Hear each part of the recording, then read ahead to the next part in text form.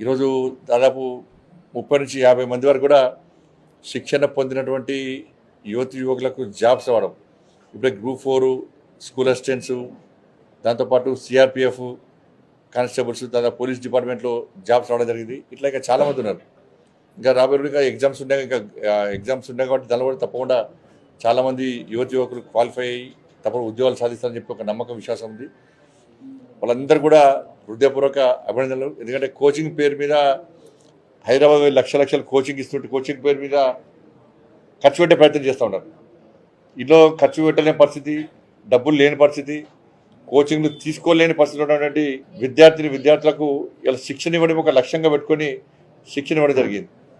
అయినప్పుడు కూడా ఇంకా ఇవాళ ఉద్యోగాల విషయంలో రాష్ట్ర ప్రభుత్వం యొక్క వైఖరి తెలుసు మనకు. ఇలా గతంలో బీఆర్ఎస్ పార్టీ 2 లక్షల ఉద్యోగాలు ఇస్తానని చెప్పి ఏ విధంగా మోసం చేసిందో, నిరుద్యోగులు ఇస్తున్న ఏ విధంగా మోసం చేసిందో సేమ్ పందాను కాంగ్రెస్ పార్టీ అలా కొనసాగిస్తున్నది.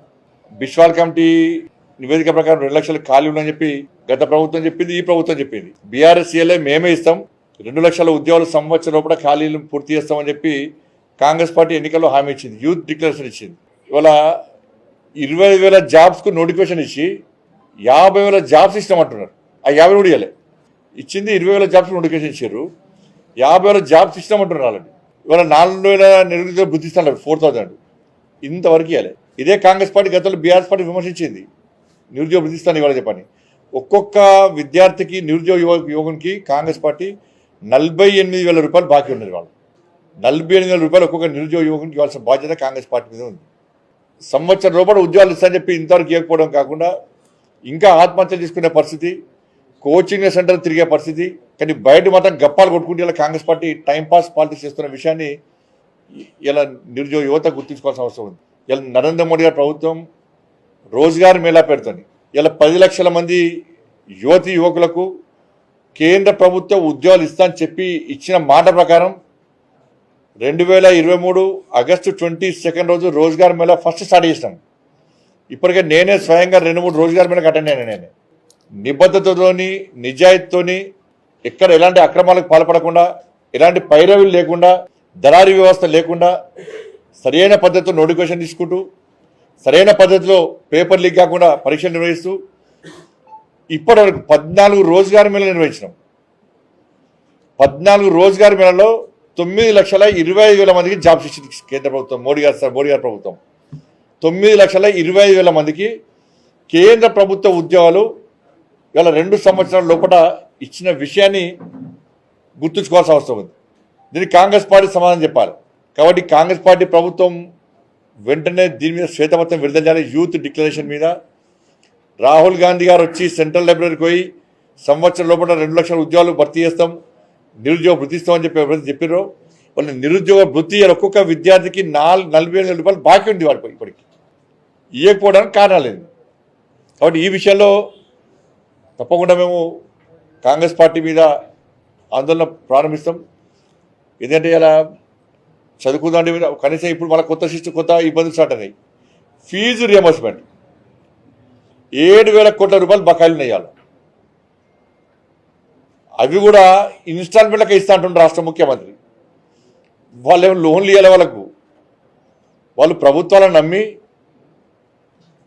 వాళ్ళ పాఠశాలను విద్యార్థులకు సహాయం చేసే ప్రయత్నం ఇలా యాజమాన్యాలు చేసినాయి.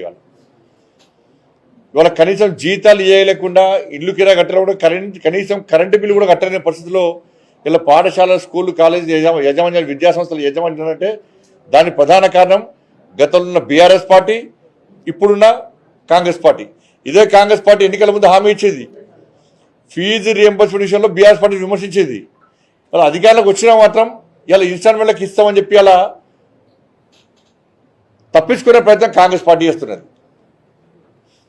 వాళ్ళ యాజమాన్యాలు నష్టపోయి ఇలా విద్యార్థులను ఫీజు అడిగితే ఇలా విద్యార్థులు కట్టలేని పరిస్థితి. వాళ్ళ సర్టిఫికేట్స్ అన్ని కూడా యాజమాన్యాల దగ్గర ఉన్నాయి, కట్టలేని పరిస్థితి. ఉన్న చదువు కూడా పైకి పోయలేని పరిస్థితి. ఉద్యోగాలు వస్తే కూడా సర్టిఫికేట్ తీయాలా, సబ్మిట్ చేయలేని పరిస్థితి వాళ్ళ. కాబట్టి ప్రభుత్వము యాజమాన్యాల మధ్యలో ఇలా విద్యార్థులు నలిగిపోతున్నారు. రాజకీయ పార్టీల మధ్యలో ఇలా యాజమాన్యాలు నలిగిపోతున్నాయి. వాళ్ళ రాష్ట్ర ప్రభుత్వం డిమాండ్ చేస్తున్నాం, సంక్రాంతి లోపల మీరు ఫీజు రియంబర్స్మెంట్ బకాయిలు చెల్లించకుంటే, 7,000 కోట్ల రూపాయలు చెల్లించకుంటే ఇలా యాజమాన్యాలతోని విద్యార్థులతో కలిసి భారతీయ జనతా పార్టీ పెద్ద ఎత్తున ఉద్యమం చేపట్టడానికి సిద్ధంగా ఉంది. మొన్ననే కిషన్ రెడ్డి గారి నేతృత్వంలో సమావేశం నిర్వహించినాం. ఆ సమావేశంలో ఫీజు రియంబర్స్మెంట్ విషయంలో కానీ అనేక అంశాల చర్చ జరిగింది. ఫీజు రియంబర్స్మెంట్ విషయంలో సంక్రాంతి వరకు వేచి చూసి సంక్రాంతి తర్వాత ఇదే కిషన్ రెడ్డి గారి నేతృత్వంలో ఈ తెలంగాణ రాష్ట్రంలో విద్యా సంస్థల యాజమాన్యాలు విద్యార్థులు కలిసి ఎట్టి బస్సులో మేము చేపట్టే ఆందోళనకు ప్రభుత్వం పక్క దిగిరాక తప్పదు, దిగి రావాల్సిందే. ఆ స్థాయిలో ఉద్యమం చేయడానికి అలా భారతీయ జనతా పార్టీ సిద్ధంగా ఉంది. వెంటనే ఫీజు రియంబర్స్మెంట్ బకాయిలు చెల్లించాల్సిందిగా భారతీయ జనతా పార్టీ డిమాండ్ చేస్తూ ఉన్నది. ట్రిబుల్ ఆర్ సంబంధించి ఇలా ప్రియతమ నేత నరేంద్ర మోడీ గారికి తెలంగాణ రాష్ట్ర ప్రజల తరఫున హృదయపూర్వక అభినందన తెలియజేస్తున్నాం. ఇవాళ ట్రిబుల్ ఆర్ విషయంలో 18,000 కోట్ల ప్రాజెక్టులకు పూర్తి కేంద్ర ప్రభుత్వ నిధులు, దానికి 7,000 కోట్ల రూపాయల నిధులతో ఇవాళ టెండర్ ప్రాసెస్ స్టార్ట్ అయింది. ఒక మంచి వ్యవస్థ ఇవాళ మనం ఏర్పాటు చేసుకోబోతున్నాం. ఇది పూర్తిగా కేంద్ర ప్రభుత్వం యొక్క సహకారంతో నిర్వహిస్తున్నటువంటి ట్రిబుల్ ఆర్. ఇది మళ్ళా దాగుడు మొదలని ఏదో దీన్ని వేరే రకంగా చేసే ప్రయత్నం చేసి పూర్తిగా కేంద్ర ప్రభుత్వం నరేంద్ర మోడీ గారి ప్రభుత్వం ఇస్తున్నటువంటి తెలంగాణ రాష్ట్ర ప్రజలకు ఇస్తున్నటువంటి కానుక, సంక్రాంతి కానుక.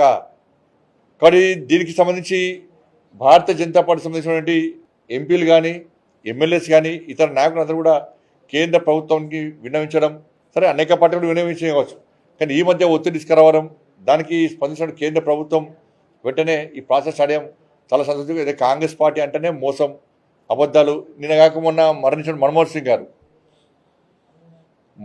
సింగ్ గారిని అడుగడుగున అవమానపరిచింది కాంగ్రెస్ పార్టీ, అడుగడుగున అవమానపరిచింది. తెలంగాణ రాష్ట్రం ఏర్పాటు సందర్భంలో పార్లమెంట్లో ప్రవేశపెట్టిన బిల్లు సందర్భంలో దేశ ప్రధానిగా ఉన్నటువంటి వ్యక్తి మన్మోహన్ సింగ్ గారు ఇలా సూపర్ పిఎం అంటారు కదా, ఎవరు? సోనియా గాంధీ గారి పేరు చెప్తారు తప్ప మన్మోహన్ సింగ్ గారి పేరు ఇద్దరు కాంగ్రెస్ పార్టీ చెప్తలేదు. బీఆర్ఎస్ పార్టీలు కూడా అప్పుడు సోనియా గాంధీ గారి పేరు చెప్పి తప్ప మన్మోహన్ సింగ్ గారి పేరు చెప్తలేరు. ప్రధానమంత్రిగా ఉన్న వ్యక్తి ప్రాధాన్యత, ప్రముఖమైన వ్యక్తి ఉంటారా, ఆయన ప్రాధాన్యం ఇస్తారా? లేదు ఎలాంటి ప్రాధాన్యత లేని సోనియా గాంధీ గారికి ప్రాముఖ్యత ఇస్తారా, ప్రాధాన్యత ఇస్తారా? అర్థం చేసుకోవాలి మనం. అంటే పార్లమెంట్లో ప్రధానమంత్రిగా ఉన్న వ్యక్తి మన్మోహన్ సింగ్ గారు, తెలంగాణ రాష్ట్ర ఏర్పాటుకు బిల్లుకు సహకరించింది, సపోర్ట్ చేసింది మన్మోహన్ సింగ్ గారు. కానీ ఎక్కడ మన్మోహన్ సింగ్ గారి పేర్లు కూడా ఒక రబ్బర్ స్టాంప్గా తయారు చేసి సూపర్ ప్రైమ్ మినిస్టర్గా ఇలా సోనియా గాంధీ చెల్లమనే ప్రయత్నం చేసింది. ఎక్కడ కాంగ్రెస్ పార్టీ కనీసం ప్రయత్నం చేయలే.